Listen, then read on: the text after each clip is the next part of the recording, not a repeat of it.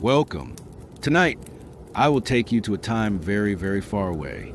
On this journey, we will venture together into the Stone Age, an era that scientists consider the most primitive, yet also one of the most enduring in human history. If you are wrapped snugly under a warm blanket right now, you'll feel that comfort even more as you listen to this story, because in the world we are about to explore, even a simple shelter was an unattainable luxury. But first, a small reminder. If you enjoy these calm, deep dives into history, don't forget to subscribe to the channel. And in the comments, tell us which challenge of the Stone Age you think would have been the hardest for you. If you'd like to support us further, you can use the join button. Now, close your eyes, because we are about to begin. We will travel to a time when there were no roads, no writing, no spectacles, not even agriculture. Tens of thousands of years ago, the earth looked nothing like it does today. Forests stretched farther, the sky was darker, nights were quieter, and the air harsher. Humans fought to survive amidst nature, without homes or comforts. Can you imagine spending an entire winter without a shelter? For someone in the Stone Age, that was not a dream. It was reality. People lived in caves or built makeshift shelters from tree branches. There was no guaranteed warmth. If it rained, you got wet. If the wind blew, it could sweep you away, and the cold crept deep into the bones. And what about food? Today, when we feel hungry, we open the fridge or order something on the phone. In the Stone Age, hunger walked hand in hand with death. People went out hunting at dawn, and sometimes days passed without finding any food. Gathering fruits was equally risky. One had to learn from mothers and elders what was edible and what was poisonous. A single mistake could cost a life. Nights were another test. Around the fire, a group of humans listened to the sounds of darkness. The howls of wolves, distant footsteps, unknown roars. There were no walls, no alarms, only the shadow of a night and the dangers hidden within it. And clothing? There were no needles or sewing machines. People tried to cover themselves with animal skins, piercing holes with sharp stones. But these skins would soak in the rain, and once cold, they could make you sick, and there were no medicines. A simple toothache could turn into days of torment. A small cut could weaken someone to the point of death. Each dawn brought new threats. Hunger, harsh weather, wild beasts, attacks from other groups, and nature itself. Yet they survived. They stood tall. They shaped stone. They discovered fire. They shared stories. And that is why we are here today. Because tonight, I want you not only to understand why that life was so harsh, but to feel it. History is not just in books. It lives in those nights our ancestors endured. Without shelter, there was no life.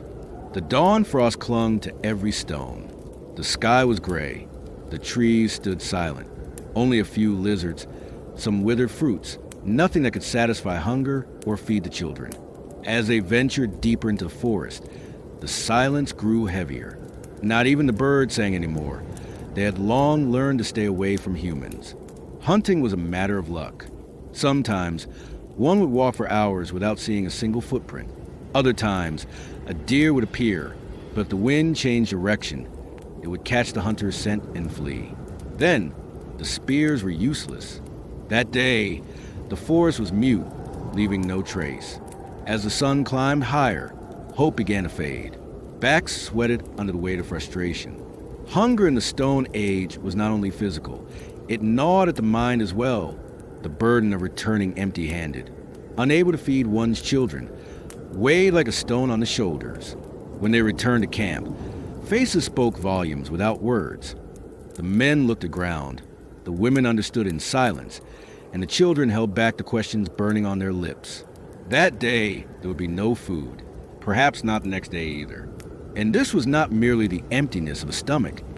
It was hopelessness hardened in the eyes. Women dug in the earth for edible roots, hoping to find something to eat. Some children approached the river, trying to catch fish, though the icy water demanded courage few could summon. Often they found nothing. Nothing. Hunger was a silent, constant enemy. It did not scream, but it wore people down. Conversation grew sparse. Steps became heavy, and gazes lost their sparkle. Deep sleep was impossible. With empty stomachs, dreams were light and fragile. By nightfall, hunger etched itself into the bones. Some dreamed of warm meat, fresh fish, sweet fruits, but upon waking, they found only empty stone bowls and cold ashes. Hunger asserted itself again. On the rare occasions when they managed to hunt an animal, the entire camp celebrated. But the meat was not devoured at once. It was divided into small portions, sometimes sun-dried, even without salt, to make it last longer. The fear of facing hunger again the next day never disappeared. Hunger returned each day, and each day, the battle against it had to be fought anew. A hunter's success did more than fill bellies. It meant surviving another night. Life in the Stone Age was an endless toil, and yet, often, hunger was a victor, water was another challenge. Finding it required long walks. It did not matter if it was cold or lukewarm. What mattered was finding it. All life depended on those drops. For drinking, cooking, surviving. If a river was nearby, they filled stone containers or bags made from animal hides. But most of the time, it was not that simple. Settlements were chosen along hunting routes, and water was not always close. They had to walk kilometers, several times a day. Water was carried in skin bags, which became heavier when wet and leaked some of their contents. In the end, only a few handfuls remained, enough to cook a soup or moisten a child's lips. Yet no one could be sure if that water was pure. Perhaps an animal had drunk upstream. Perhaps a stagnant puddle had contaminated it. There was no choice. It had to be drunk. And sometimes, after drinking, stomach pains would last for days, or worse, what we now call microorganisms within a mystery, though their effects were all too real. If the body burned with fever afterward, they said the water was poisoned. There were no remedies. The only option was to lay the sick person in the shade and pray. Fetching water was usually the task of women and children. They walked with the water bags on their backs, bearing the weight, while the liquid dripped slowly. Still, those few drops could mean life. The base for a soup or relief for a parched child. The dry seasons were the cruelest of all. When the earth cracked, even the sound of water seemed like a forgotten memory. Men dug into the limestone of dry riverbeds, hoping to find a hidden trace of moisture deep within. Some held stones in their mouths, tried to stimulate saliva to withstand the thirst. Because without water, a human could barely think. At night, the lack of water became even more unbearable. Even if the fire burned, it could not soothe that invisible burn of thirst. Dry lips, cracked mouths, and heavy sighs in the chest transformed into prayers for a single drop of water. And most of these prayers went unanswered until the next day. Sometimes, rain was a miracle. It was enough for the clouds to part for men to lift their hands and turn their faces to the sky.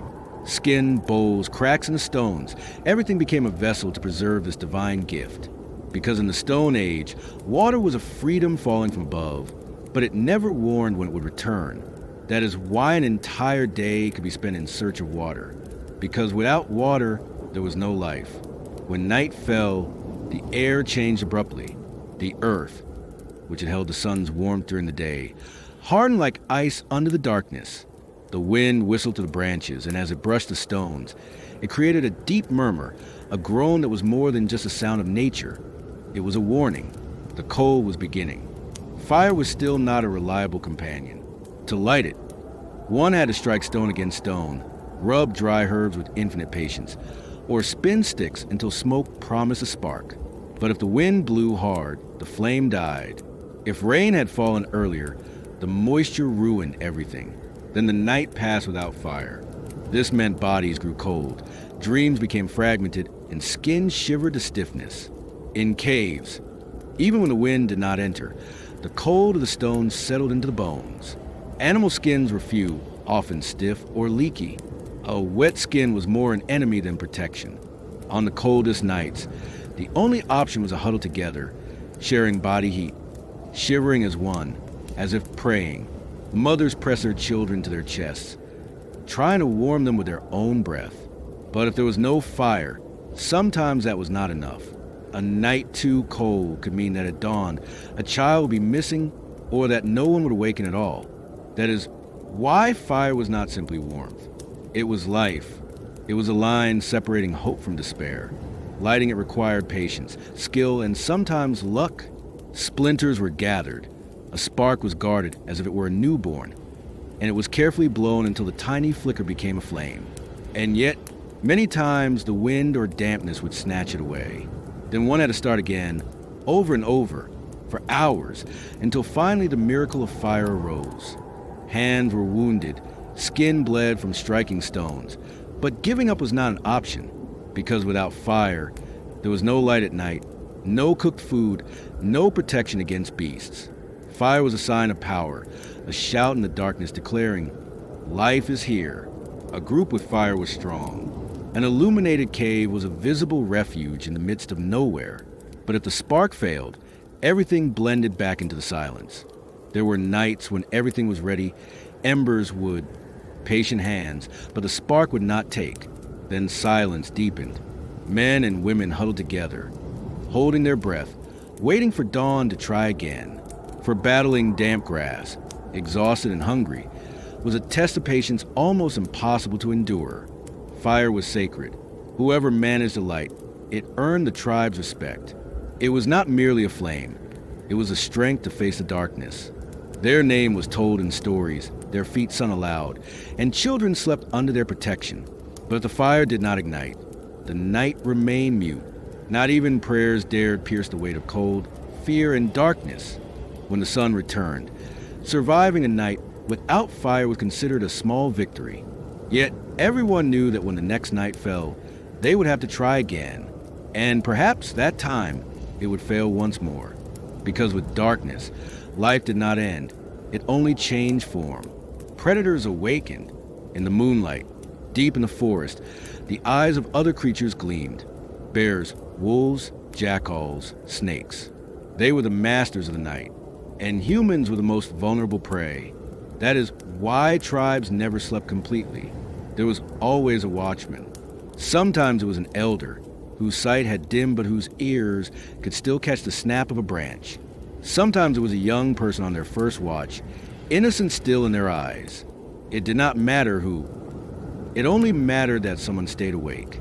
For whoever slept without a guard might never awaken again. Fire was their greatest defense. A handful of burning branches provided more than warmth.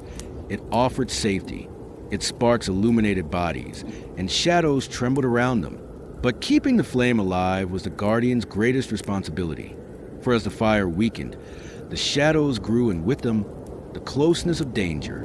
In the middle of the night, silence was so absolute that even the slightest creak could signal death, or perhaps only a branch moved by the wind. To discern the difference did not rely on words, but on instinct. It is said that one night, the elder Torgon was on watch. His hands trembled, but his eyes remained alert. He stirred the embers with a short stick. The sky was overcast, the moon absent, and darkness seemed thicker than ever. Then he heard a creak, not far, not too near. Perhaps a fox, perhaps a wolf. He listened again. This time, the steps were long and heavy. Not a fox. Soon, he saw two yellow eyes shining from the shadows. A wolf, large, hungry, and it was not alone. The animal approached, sniffing. It did not dare enter the circle of light. It knew there was living flesh behind the fire, but it also knew the flame burned. Torgon did not move. He continued stirring the embers calmly, his body serene, his eyes vigilant. The wolf waited a moment longer, then retreated. At dawn, no one asked questions. None were needed. Everyone felt that something had happened that night, and that Torgon had been there to face it. Not all threats were animals. Sometimes other tribes came in the darkness, but wolves, snakes, predators were far more unpredictable. That is why the watchman had to guard not only the outside, but also the inside, listening to the children's breathing, attending to the elders' coughs, watching over the sleep of those in their care. The night was divided into shifts. Each took their turn. Some were better suited. The young saw the watch as a silent hunt. Mothers sacrificed their sleep for their children, but all understood the same truth. The night was a quiet war, a battle without shouts, against darkness, against nature, against oblivion. Some whispered prayers, murmured pacts with the gods. Let this night pass. Let no one be missing at dawn. Sometimes it worked. Sometimes it did not. And if at daybreak a voice was absent, the void was cloaked in silence as heavy as morning. But most endured. They fought against sleep, against the temptation to close their eyes, because they knew that as long as they kept watch, their people would keep breathing. Being a watchman was not just a task. It was an act of loyalty. And when the sun rose, the first thing the tribe did was look at the guardian. Were their eyes still open? Was the fire still burning? If the answer was yes, the night had been won. In the Stone Age, not sleeping was not a luxury. It was a necessity. The night was not rest, but resistance. Because in the darkness, there were not only shadows, there were also invisible threats, eyes watching from the gloom, and silent battles that only the awake could fight. In the Stone Age, falling ill was not something that could be resolved with a diagnosis, a prescription, or a doctor. To be sick meant taking a step back in the delicate balance with nature, and often that step became a cliff. Humans had no medicines, no knowledge, only patience, prayers, and the mercy of nature remained. Sometimes illness came suddenly. Someone awoke with tears in their eyes. Perhaps it was a night wind, or the icy water of the river, or perhaps an unknown cause. If the cries grew, the elders were called. They pointed to certain leaves or flowers, but nothing was certain. Everything was as unpredictable as the course of water, and sometimes the difference between life and death required a sacrifice. When a fever rose, it was believed that the gods were angry. The body burned, the mind clouded, the mouth dried, muscles trembled. The sick were laid in the shade, covered with animal skins, while someone sat by their side, listening to their breathing, wiping their sweat, holding their head through the night. For a fallen body rarely rose again. Wounds were even more dangerous. A simple cut was not closed with stitches or disinfectants, but with a piece of cloth and a prayer. Infection was treacherous, at first invisible, then swelling fever, pain, and over days, silence. Children were the most vulnerable. Teething, diarrhea, lack of air, any detail could become an irreparable loss. Mothers held their trembling little bodies in desperation, praying through the night, knowing that their helplessness etched itself deep in their eyes. The elders, in contrast, accepted illness silently. They knew it was part of the cycle. Some even prepared for their own death, offering advice to the young. If the fever rises too high, take me outside. I do not want others to fall because of me. For contagion was feared above all. A weak body put the whole group at risk. Caves were narrow. There was no way to keep distance. Sometimes the sick were moved to the far end of the cavern, isolated in the cold. Solitude was often the first step toward death. Few returned. In some groups, wise women like Sarah knew the plants and mixed remedies. But even she sometimes shook her head. There is no cure here. Knowledge was limited, and nature often remained silent. Illnesses appeared without explanation. Mosquitoes after the rains, contaminated river water, bacteria from hunted animals. Everything seemed to have a source, but their effects were invisible. People understood it as the anger of spirits. If the spirits were furious, the body fell ill. So they sought not only physical healing, but spiritual as well. Rituals were performed. Dances circled the fire. Shamans whispered prayers. But not all were answered. Some mornings, a body was missing. And in the Stone Age, death was as ordinary as life. No one denied it, but its arrival was always silent, always unexpected. When someone died, the body was honored. Covered with stones, the tribe remained silent for days. For death was not a punishment, but simply falling behind in the eternal race against nature. At dawn, a newborn was wrapped in some animal skin inside the shelter, and if the mother awoke, someone would gently touch her forehead. Life continued as if nothing had happened until the next birth. In the Stone Age, cold was not merely a season. It was like an invisible wall collapsing onto bodies, seeping into bones, freezing every breath. Today, a coat or sweater is enough to face it. But back then, climate marked the line between life and death. Clothing was not decoration. It was a weapon of survival, and its effectiveness depended on what could be wrested from nature.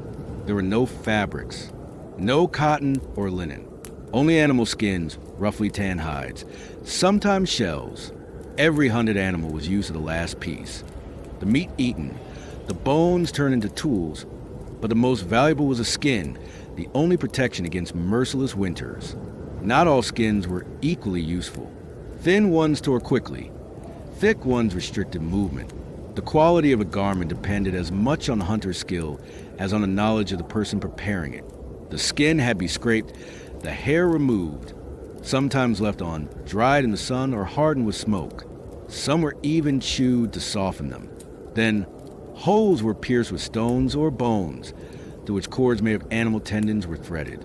That was what they called sewing, barely a thread in the hole.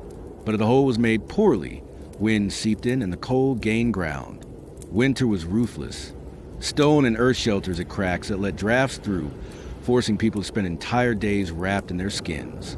At night, the same skin served as both bed and blanket. Even so, they were never enough. The wind found every crevice, chilling knees, neck, hands. Worst of all was the moisture.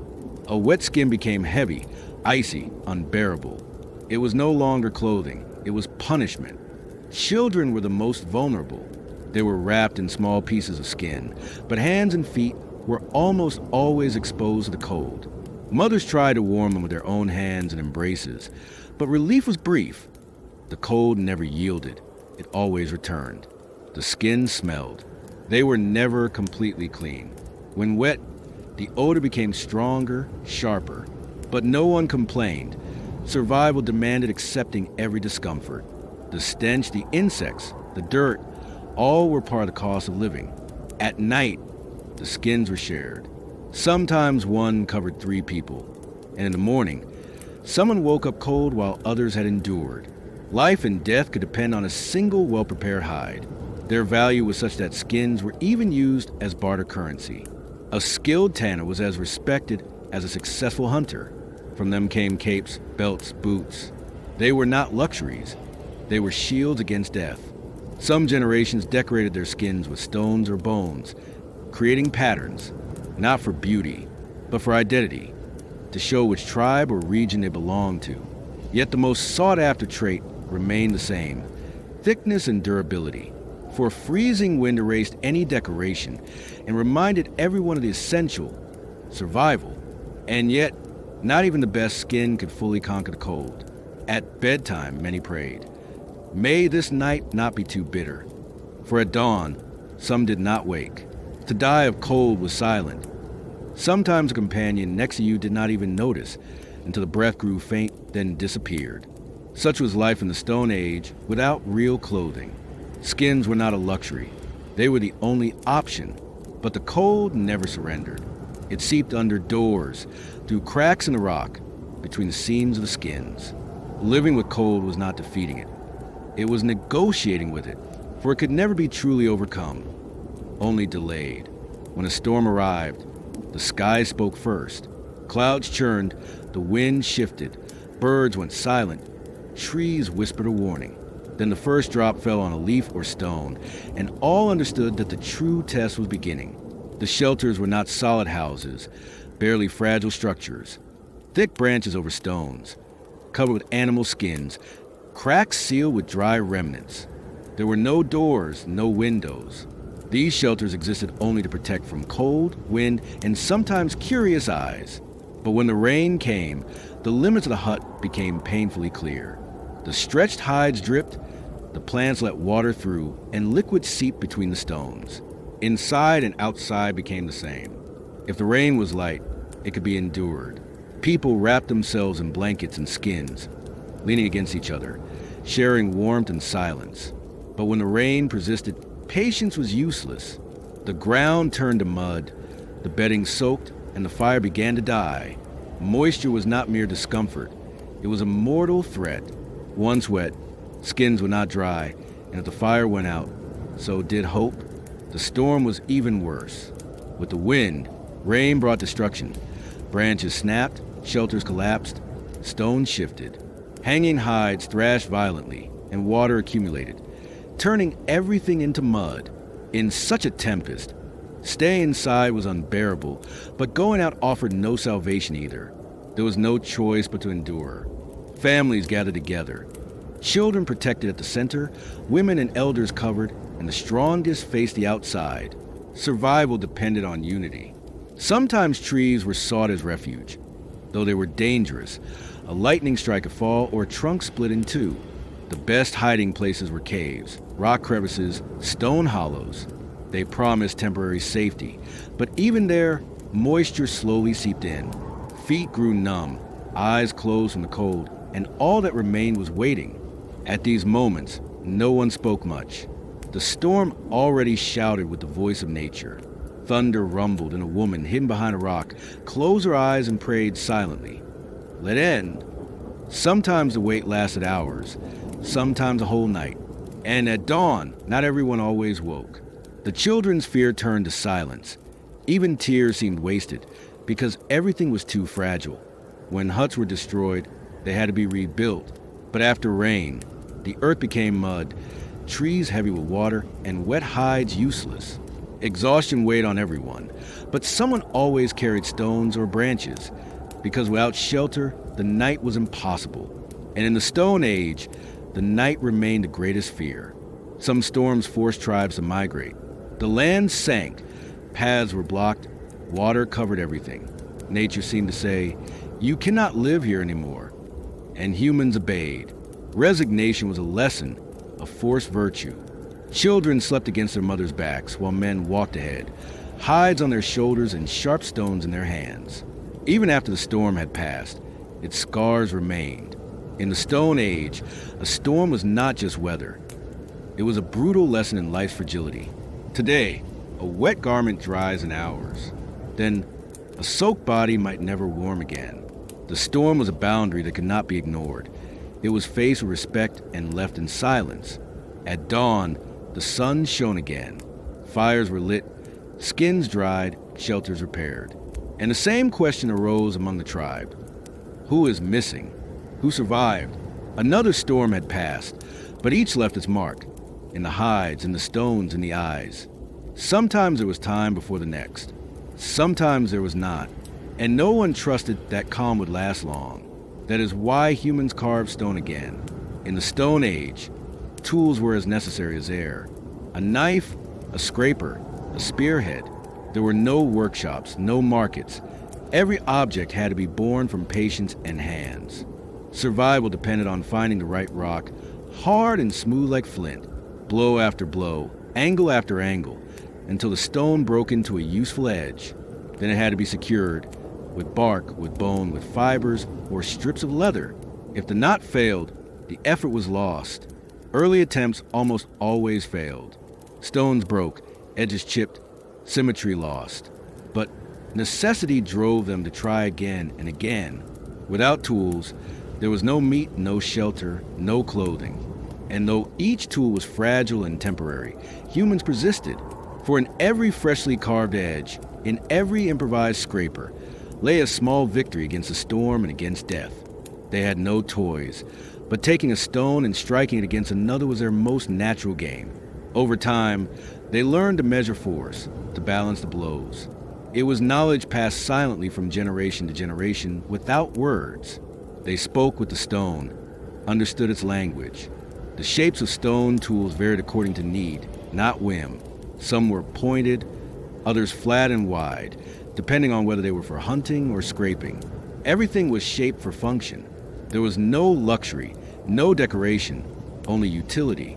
Over time, some tools began to bear markings, lines on handles, etchings on edges, perhaps merely aesthetic, perhaps to show ownership, to signal that others should not alter them. For every tool carried the imprint of its creator's effort. And most importantly, breaking a tool was not just losing an object. It meant losing rhythm, losing the hunt, going hungry. That is why every morning they inspected their utensils, tightened handles, renewed cords. One failure could cost a life. Working stone demanded strength, patience, and instinct. Every strike had to be measured. Every fracture meant starting over. To confront nature, one first had to imitate it. The hardness of the world demanded equally firm hands. Nature was also their table. Plants, roots, mushrooms, fruits. Everything could save a day or take a life. Knowledge was limited. and mistakes were costly. Poisonous plants were treacherous. Bright colors, sweet smells. Necessity could drive someone to risk death, and many perished in such haste. Some mushrooms were unknown. Perhaps someone had tried them without dying, but certainty did not exist. The Stone Age human was an investigator, a master of survival.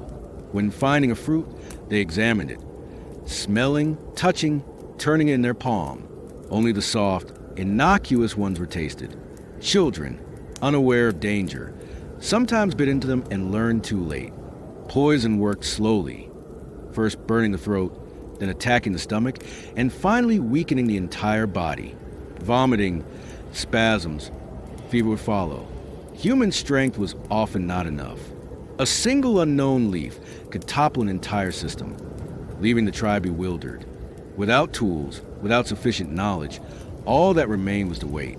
Sometimes the sick writhed, screaming, drenched in sweat. Sometimes they sprawled, struggling to breathe. Shamans, the most experienced, tried to recognize poisons and find antidotes. But there was no cure for everything. Among plants, there was a language, but deciphering it took time. Color or aroma alone was not enough. The season, location, and relationships with other species mattered. Only a few mastered this knowledge. The wisdom was passed down, yet always incomplete. Some mushrooms or roots were surrounded by legends. Do not eat the red-spotted mushroom. The spirits of the ancestors will be angry. These warnings arose from experience. Someone had tried it and died. Fear always preceded knowledge. Children learned to identify certain plants simply by the tone of their elders' voices. Heat, salt, insufficient water could be traps. A mushroom might satisfy hunger at first, only to bring pain, fever, and weakness hours later. That is why people often stuck to what they knew. Years taught that repeating familiar roots, bark, and seeds was safer. Animals were dangerous too. Some carried diseases. Others attacked with a single strike. But the Stone Age human learned by observing. If a deer ate a certain plant and weakened, that plant was dangerous. Observation took time, constant attention, and everyone had to participate in this vigilance. Poisoning did not affect just one individual. It threatened the entire community. If someone suffered the effects of the wrong root, trust in food fractured. The next day, no one touched that plant. The survival of the group depended on the transmission of knowledge. If the poisoned person died, the information died with them. Some deaths were remembered as records. Do not eat these seeds in this season. Or, this fruit is only safe after it has been in the sun. Knowledge was passed down through songs, stories, and rituals, because what could not be explained with words was taught through emotion. Tales of poisons were told to children, so they would not bite the wrong fruit. The story ended, but the fear remained. And thanks to that fear, the children survived. Testing food required courage, especially during droughts. When hunting failed and nature offered only unfamiliar fruits or roots, risks had to be taken. A woman might try a tiny piece first, the next day a little more, and if she survived, it was deemed safe. If not, no one in the tribe would approach that plant again. Eating in the Stone Age was a gamble. Every bite had to be measured with knowledge, yet information was never guaranteed.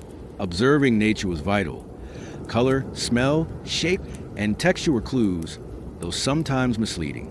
Survival depended as much on hunting as on choosing the right plant, and that choice was not always obvious. Observation, intuition, and sometimes sheer luck determined life or death.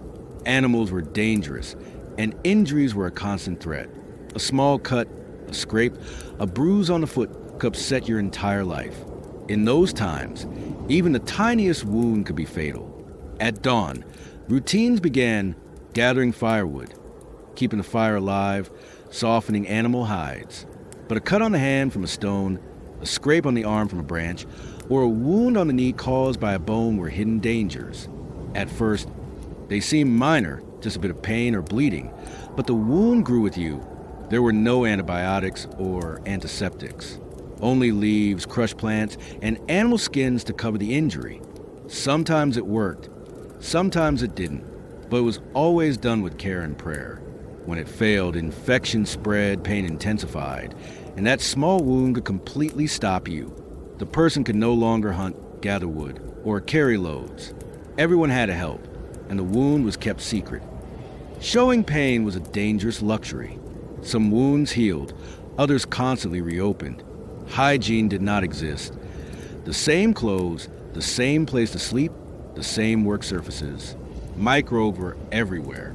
The only certainty was that the wound would not disappear, and each one was a doorway to death. Many children bore scars on their knees and hands. While running and playing, they scraped and bled, learning to survive in pain. Mothers would first blow on their children's fevers, then wrap them in clean leaves.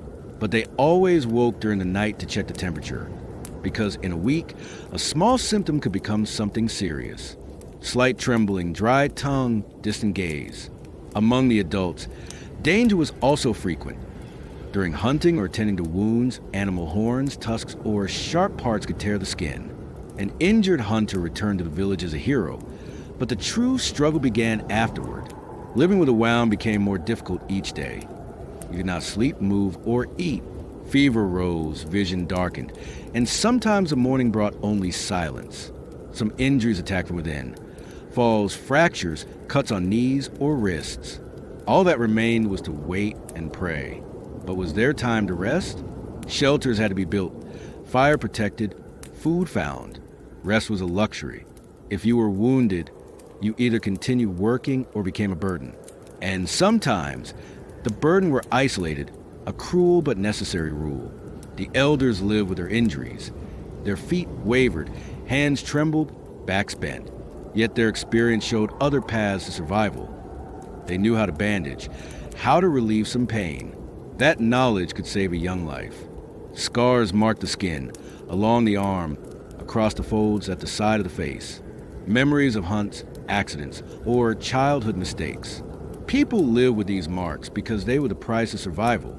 That is why a small cut could mean not only pain but also death.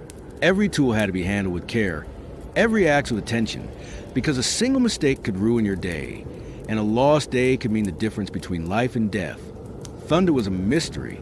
There were no books, no screens, no ready answers.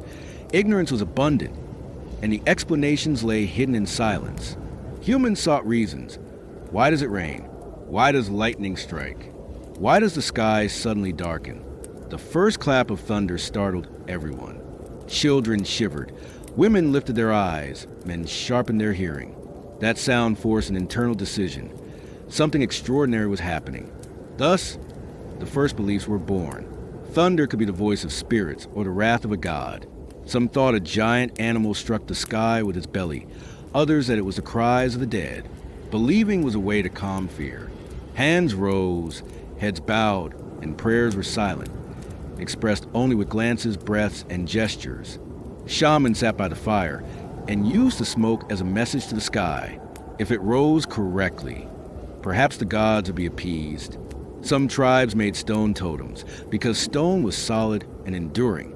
People gathered around something stable to find inner peace, carving symbols to offer to the eyes of the heavens. Perhaps one day, the sky would answer with a silent flicker. Children grew up learning to listen to thunder. From the first rumble, they learned that the sound was neither soft nor calm, but a constant tremor that shook the earth. Mothers wrapped their children and said, "The sky speaks. Listen, but do not be afraid." And though the words offered comfort, the fear remained, for no one could resist what they did not understand. Over time, some noticed that rain followed thunder. Sometimes it brought abundance, sometimes disaster. Rivers overflowing, shelters destroyed, fire extinguished. Everything after the roar. That is why, after thunder, people waited silently, filled with prayer. On some nights, the thunder was so loud that no one could sleep. Everyone stayed close to the fire, avoiding direct glances at one another. The weight of silence increased tension, and enduring it quietly was the only way to ease fear. Shamans learned to interpret the thunder. If it came from afar, a spirit was angry. If continuous, the gods were at war. They watched which animals approached the tribe, considering every sign as a warning. For example, if a fox appeared that day, the danger disappeared. But a snake or a black crow was an omen of disaster. Belief was a way to control fear, to name it, to give it meaning. In this way, thunder ceased to be just a sound and became a message. Its content was uncertain, but its very existence created order. After each thunderstorm, the same rituals and prayers were repeated, because repetition brought confidence. During the most intense thunderstorms, no one in the tribe was alone. Everyone shared the same fear. Fear was also a bond. When thunder roared, even the most distant felt close, because all experienced the same sound at the same moment. Unknown thunder was a voice of nature. Belief was humanity's response to the unknown. That sound still persists, and modern humans shiver upon hearing it, often unconsciously. Being a child in the Stone Age did not mean childhood as we know it. There were no swings, no toys, no time to play.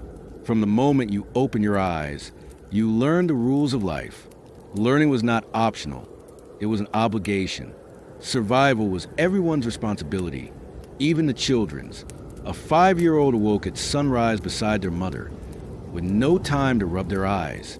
The cold bit, the dampness reminded them in their bare feet. They took a small basket and walked into the forest with their mother. They had to learn which fruits, roots, and mushrooms were edible. A wrong choice could endanger the entire tribe. Children learned by imitating adults. They crouched like the women, observed changes in the herbs, threw stones like the men, studied footprints. No one gave formal lessons. Everything was observation. Every movement had a purpose. Throwing a stone was the first step toward hurling a spear. Digging with a stick, practice for finding food. Fighting with a sibling, training for confronting a rival during the hunt. Fun was not the goal. The goal was learning survival. Nature was the greatest enemy, but sometimes the most dangerous enemy was another human being. When they saw smoke in the distance, their first question was, fire or an enemy tribe? Smoke provided no warmth. It was a warning. Details between tribes were uncertain. There were no maps, no signs.